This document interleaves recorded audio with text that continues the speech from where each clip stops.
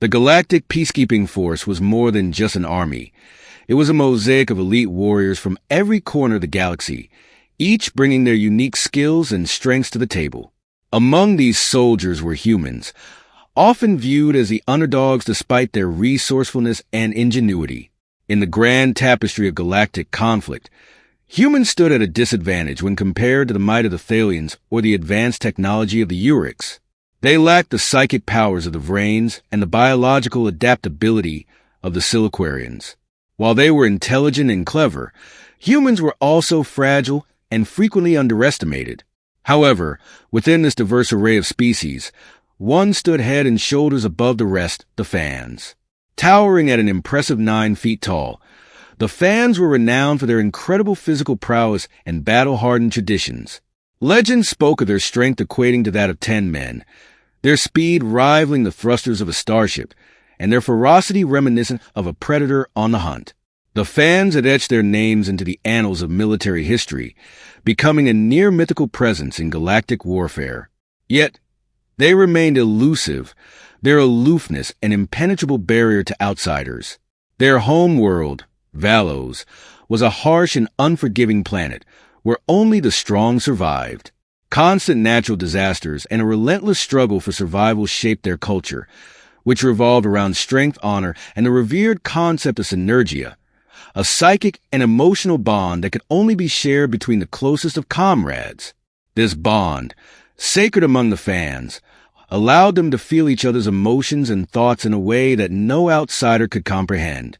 To bond with a Fan was an immense honor, and they rarely extended this privilege to other species. In their eyes, humans were too fragile to endure the strain of such a bond. In contrast, the Thalians, despite their fearsome reputation, were deeply emotional beings who, while respecting humanity's tenacity, doubted that a human could survive the intensity of a synergia. This perception began to shift, however, with a new mission on the horizon. The Peacekeeping Force had deployed its soldiers to the desolate mining planet of Kalar, tasked with quelling a burgeoning insurgency that threatened vital resources. Known for its inhospitable environment and barren landscapes, Kalar held a wealth of mineral deposits that the Peacekeeping Force could not afford to lose. A contingent of human and Thalian soldiers was dispatched, and tension simmered beneath the surface as they prepared to work together. Corporal Daniel Ghost Mercer, a seasoned human soldier, was among those assigned to the mission. Renowned for his calm demeanor under fire and tactical brilliance, Daniel was an average height of 5 feet 11 inches by human standards. But in the presence of the Thalians, he felt small, a mere speck compared to their towering forms. He had long harbored a chip on his shoulder, tired of the constant underestimation of his race. He had fought tooth and nail to prove himself worthy in a galaxy filled with beings far more powerful than himself, and so far he had succeeded. Yet, nothing could prepare him for the day he was paired with Teva Athan, a warrior of the Fan race. Teva was unlike any soldier Daniel had encountered. Standing over 9 feet tall, she was a force of nature.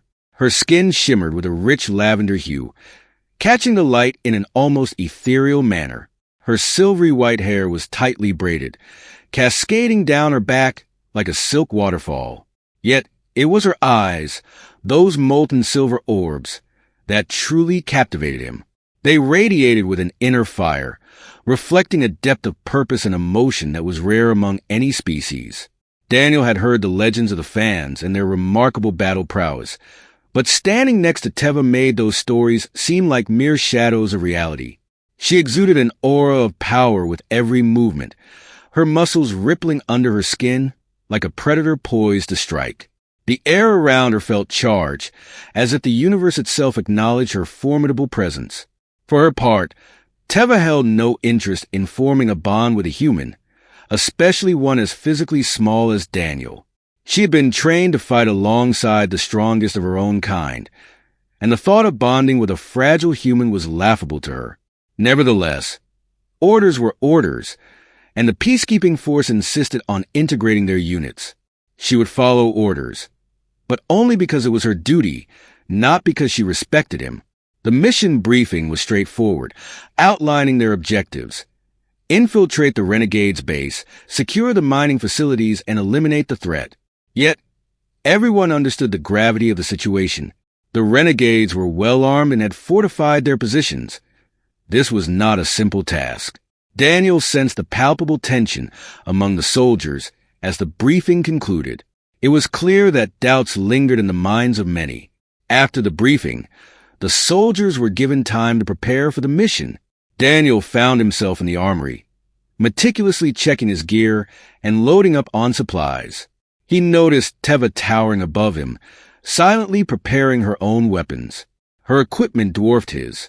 Her blade was as large as his torso, and her plasma rifle resembled a small cannon. Everything about her screamed power. "You're wasting your time with those weapons," Teva remarked, her voice a deep rumbling tone that seemed to resonate through the room. "Your guns are too small. They won't even dent their armor." Daniel looked up at her, feeling the sting of her words. He had heard similar remarks before from other species, but the bluntness of Teva's statement pierced deeper than he anticipated. "We'll see," he replied, maintaining his calm demeanor. "It's not the size of the weapon. It's how you use it." Teva's eyes flashed with an emotion that might have been amusement, but it was difficult to discern. "We fans don't believe in such things. Power is power, and you," she gestured at him with a dismissive glance, "are not powerful."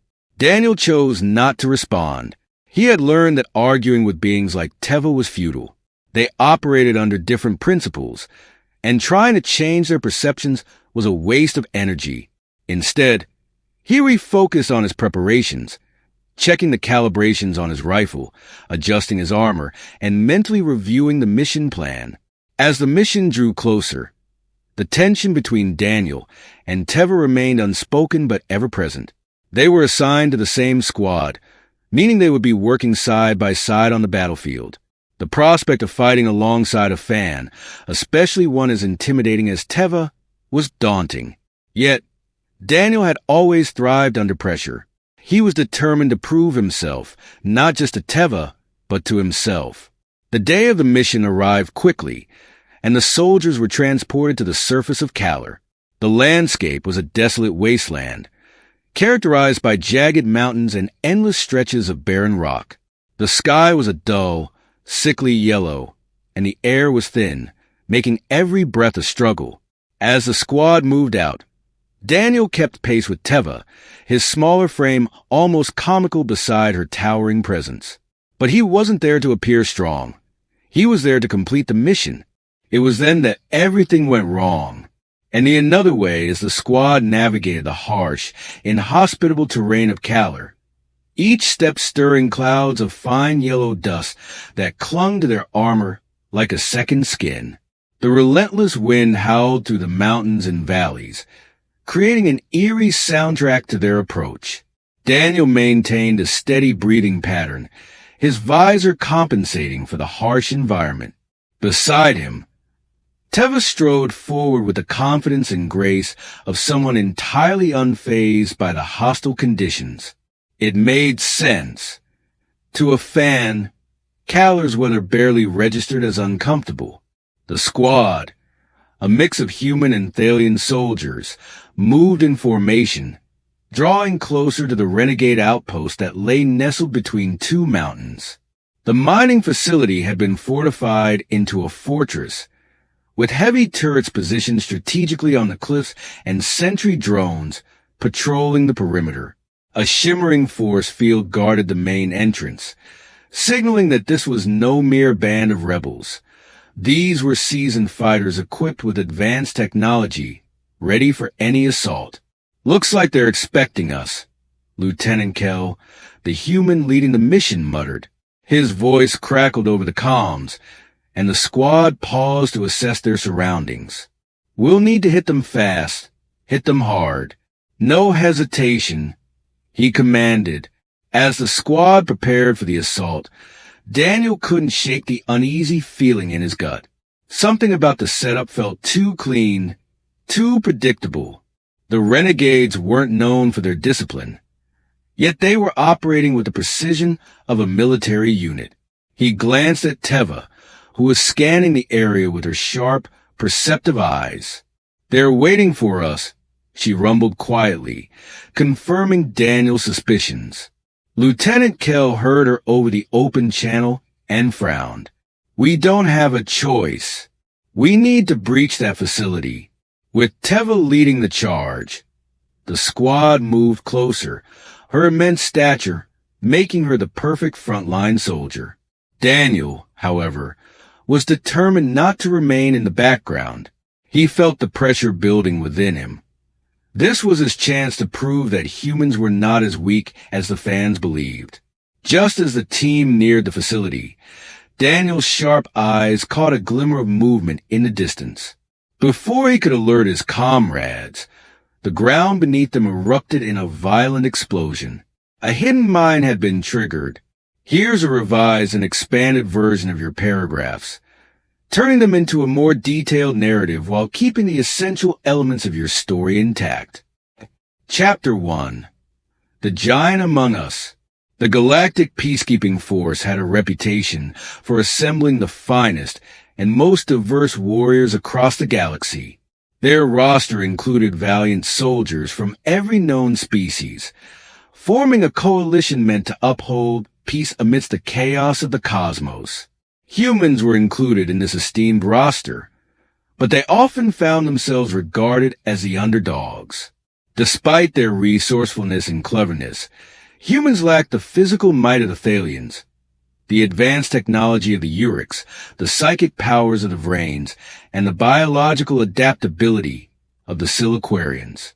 No, humans were just humans, fragile, small, and often underestimated. Among the various races, one species stood apart from the rest: the Fans. Towering, majestic, and fierce, the Fans were renowned as a race of 9-foot-tall warriors, revered for their incredible physical power and battle-hardened traditions. Legends spoke of their strength being equivalent to 10 men, their speed rivaling that of starship thrusters, and their ferocity akin to that of a predator on the hunt. The Fans had become a near-mythical presence in the galaxy's military history, their exploits echoing through the ages.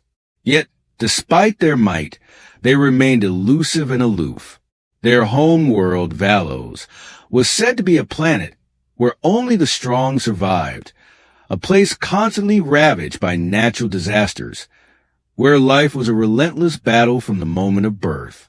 Fan culture revolved around strength, honor, and, most importantly, the sacred synergia, a profound psychic and emotional bond that only the closest of comrades could share. To bond with a Fan was to become part of their very essence, to feel what they felt, and to understand them in ways no outsider ever could. This bond was an honor rarely offered to other species, and even among their kind, it was sacred. In the eyes of the Fans, humans were too fragile for this bond. The synergia was not for the weak. The Thalians, despite their reputation for battle prowess, were deeply emotional creatures. They respected human tenacity, but doubted that any human could endure the strain of the bond. That perception was destined to change on the desolate mining planet of Kalar. The latest mission for the Galactic Peacekeeping Force was supposed to be routine, pacifying a growing insurgency on a barren world where a band of renegades had seized control of vital resources. Kalar, with its hostile atmosphere and desolate landscapes, was renowned for its wealth of mineral deposits, a bounty the peacekeeping force could not afford to lose. Both human and Thalian soldiers were dispatched, assigned to work together despite the unspoken tension that simmered between their species. Corporal Daniel Ghost Mercer was one of the humans assigned to this mission, a seasoned soldier known for his calm demeanor under fire and his tactical brilliance. He stood at an average height of 5 feet 11 inches, making him minuscule compared to the towering Thalians. Daniel had always lived with a chip on his shoulder, weary of hearing how his race was considered the weakest link in the galaxy's grand scheme. He fought tooth and nail to prove himself worthy among the most powerful species, and so far he had succeeded. But Nothing had prepared him for the day he was assigned to work alongside Teva Athan, a fan warrior. Teva was unlike any soldier Daniel had ever encountered. Standing over 9 feet tall, she was a force of nature. Her skin shimmered a rich lavender, catching the light in a way that made her appear almost ethereal. Her silvery white hair was braided tightly, cascading down her back like a silk waterfall. But it was her eyes, those molten silver orbs, that truly captivated him. They glowed with an inner fire, reflecting a depth of intensity and emotion that was rare among any species. Daniel had heard tales of the fans, of their strength and battle prowess, but standing next to Teva made those stories seem like mere shadows of the truth. She exuded power with every movement, her muscles rippling beneath her skin like the coiled potential of a predator poised to strike. The air around her felt charged, as if the very universe acknowledged her presence. However, Teva had no interest in bonding with a human, especially not one as physically small as Daniel. Trained her entire life to fight alongside the strongest of her people, the idea of forming a bond with a human, fragile and breakable, was laughable to her. Still, orders were orders, and the peacekeeping force insisted on integrating their units. She would follow orders, even if it meant working with someone she deemed inferior. The mission briefing was brief, the objective straightforward. Infiltrate the renegade base, secure the mining facilities, and eliminate the threat. But everyone understood that it wouldn't be easy. The renegades were well-armed and fortified in their positions. This was a job for the best soldiers in the galaxy, and that's why both humans and Thalians had been called upon. As the briefing concluded, the tension between the two species was palpable. After the briefing, the soldiers were given time to prepare for the mission. Daniel found himself in the armory, checking his gear and loading up on supplies. Teva, towering above him, silently observed as she prepared her own weapons. Her equipment dwarfed his, with a plasma cannon the size of Daniel's torso, and a blade that looked more like a small sword than a weapon. "You're wasting your time with those weapons," Teva said suddenly, her deep, rumbling voice reverberating in the air around them. "Your guns are too small. They won't even dent their armor." Daniel looked up at her, narrowing his eyes. He had heard similar snide remarks from other species before, but something about the way Teva delivered it, without malice or mockery, just blunt truth, stung more than he expected. "We'll see," Daniel replied, his voice calm. "It's not the size of the weapon. It's how you use it." Teva's eyes flashed, and he couldn't tell if she found it amusing or simply irritating. "We fans don't believe in such things. Power is power, and you," she said, looking him up and down, "are not powerful." Daniel chose not to respond.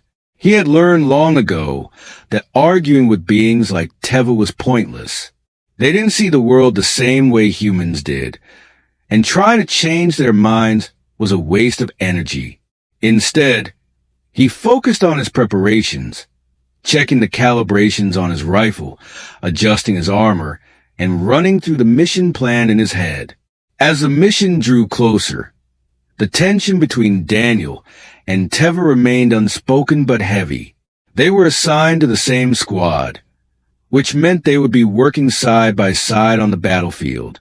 The thought of fighting alongside a fan, especially one as intimidating as Teva, was daunting.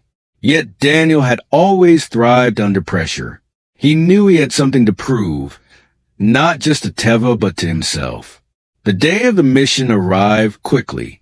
The soldiers were transported to the surface of Kalar, a desolate wasteland characterized by jagged mountains and endless stretches of barren rock.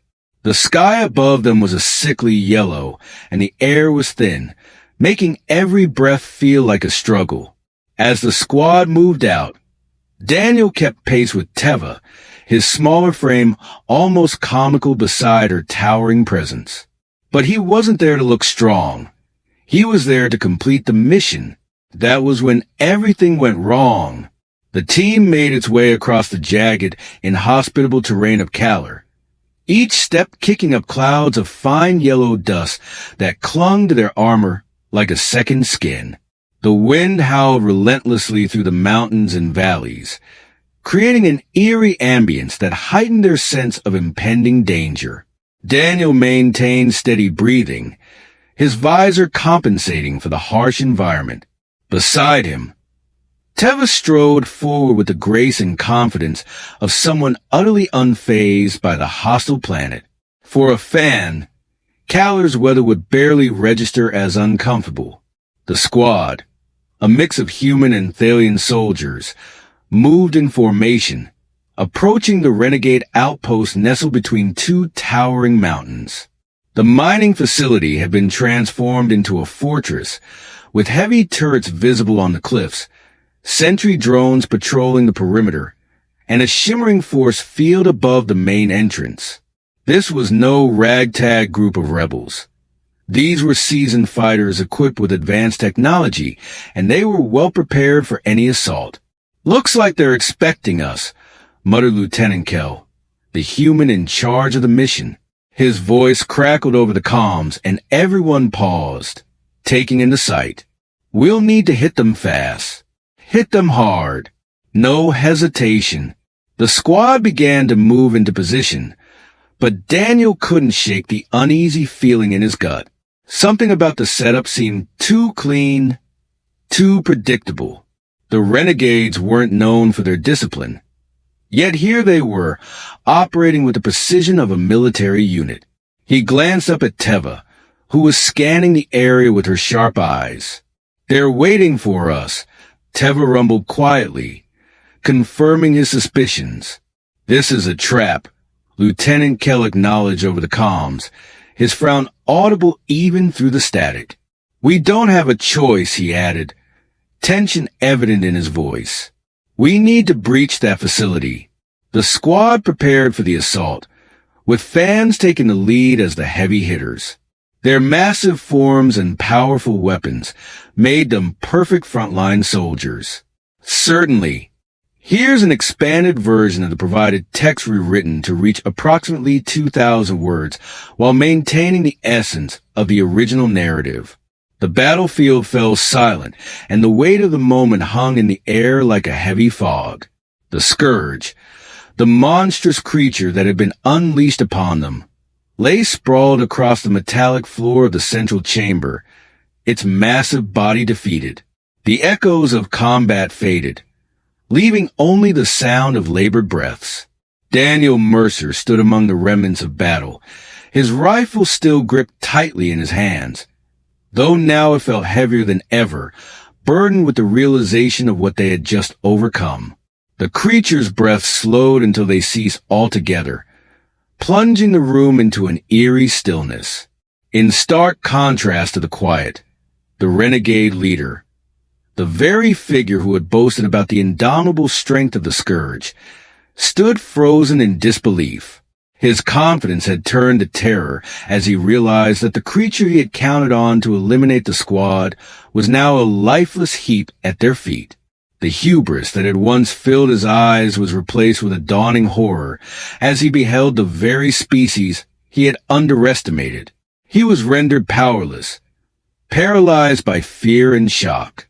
Tevra, the towering alien warrior, stood tall beside Daniel, her plasma cannon still humming with the remnants of energy from the fierce battle. She leveled her weapon at the renegade leader, her expression unreadable yet filled with unyielding resolve. The light of her silver eyes flickered with intensity as she aimed the cannon directly at his chest, her intent clear. The renegade leader dropped his weapon, raising his hands in a gesture of surrender. His voice trembled as he muttered, "This wasn't supposed to happen." Daniel took a step forward, his heart racing, the adrenaline still coursing through his veins. The silence that followed was palpable, the aftermath of violence hanging thick in the air. He narrowed his gaze, his resolve hardening. "You brought this upon yourself," he said, his voice steady despite the chaos that had just unfolded. The victory was theirs, but the battle had left its mark on the fortress, on the squad, and deeply within him.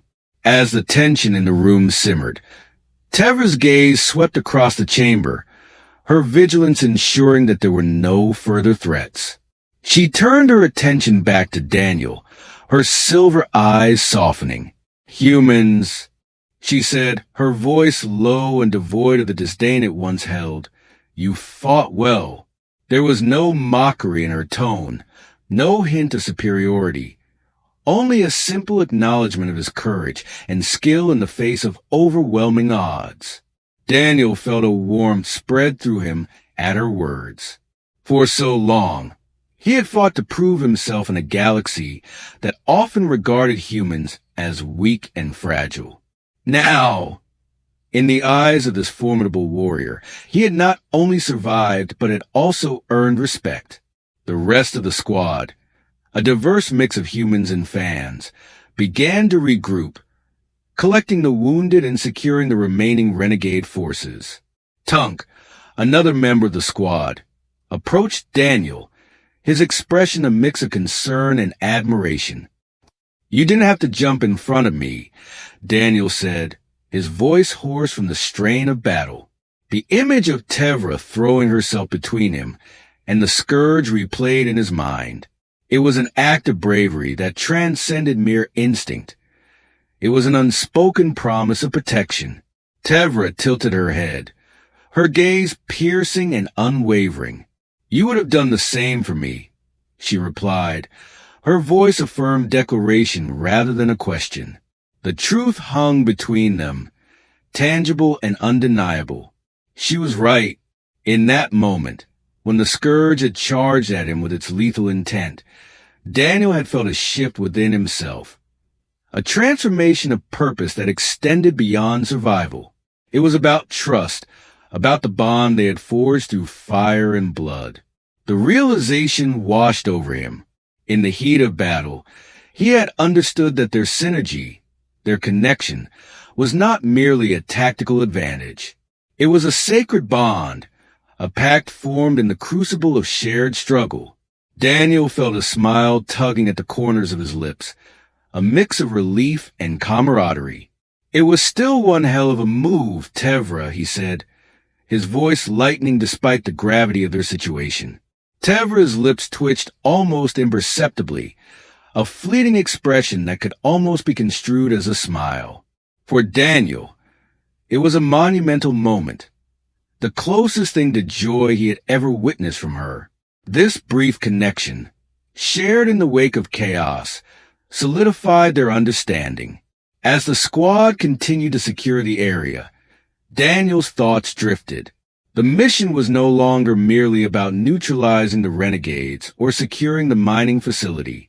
Something far deeper had occurred here, something that defied conventional military objectives.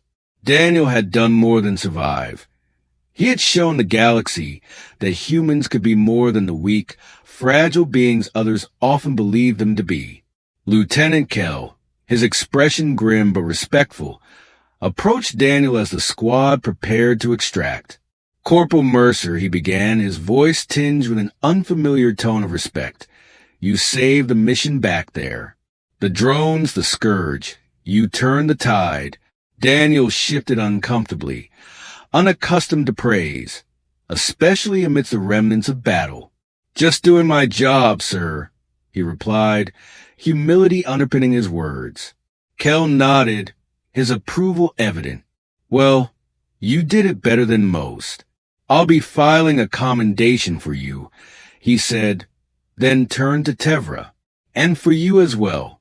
I don't think we would have made it out without you."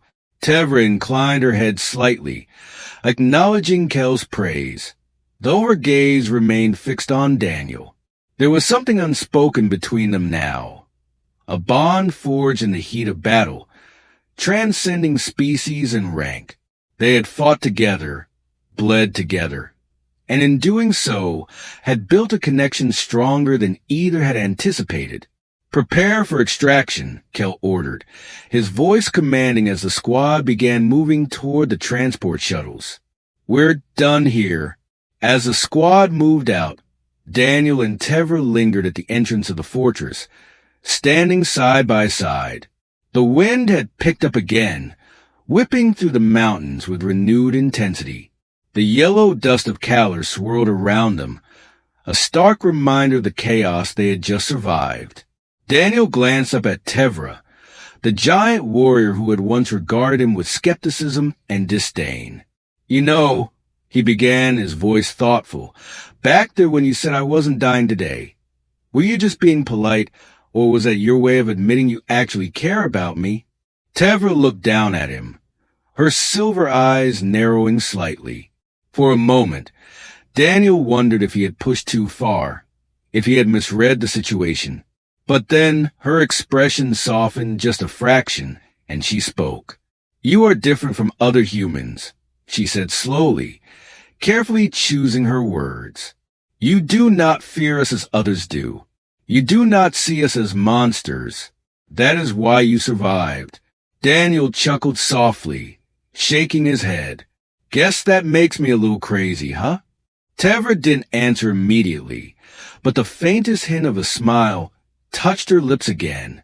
Perhaps, but it is a good kind of madness. His smile widened at her words. I'll take that as a compliment. They stood in silence for a moment longer, the weight of their shared experiences hanging in the air. There was something profound in the simplicity of it all.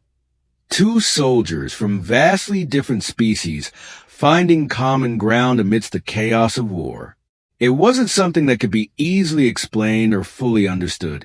It just was. Finally, Tevra broke the silence. The synergy is not something we offer lightly. It is a bond that goes beyond the physical, beyond words. It is a connection of the mind and the soul. Few outside of our kind have ever experienced it. Daniel looked up at her, surprised by the depth of her words. You mean we've bonded? Tevra met his gaze, her eyes steady and unwavering. Yes, Daniel blinked, trying to process the weight of what she was saying.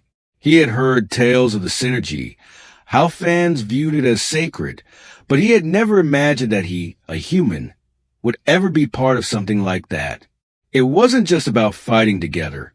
It was about trust, about understanding each other on a level that transcended species or background. I don't really know what to say, Daniel admitted, feeling a little overwhelmed.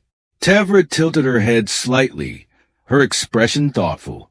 There is nothing you need to say. The bond speaks for itself. Daniel nodded, feeling a strange sense of peace wash over him. For the first time, he truly understood what it meant to be part of something bigger than himself. The synergy wasn't merely a bond between warriors.